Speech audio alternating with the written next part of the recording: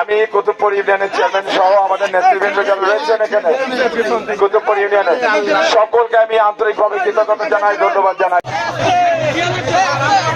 কৃতজ্ঞতা রইল আমরা আগামী পরশু দিন আমরা